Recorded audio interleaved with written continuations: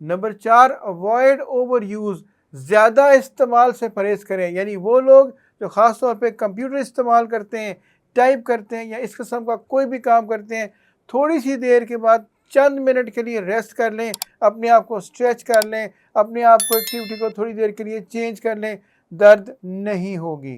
पांचवी चीज़, अगर आपको दर्द शुरू हो ही गई है किसी वजह से तो थोड़ा सा रेस्ट करें और ठंडी टकोर करें। एक बात याद रखें, जब भी कभी सोजिश हो तो ठंडी टकोर करें, गर्म चीज़ नहीं लगाएं। यानी अगर पेन हो रही है, स्वेलिंग हो गई है तो इसके ऊपर ठंडी टकोर का मतलब ये हुआ या तो आइस पैक लगा लें या बर्फ़ लें, उसको शॉपर में डालें, उसके ऊपर कपड़ा लपेटें और उसको 5 मिनट के लिए यहाँ पे रख दें।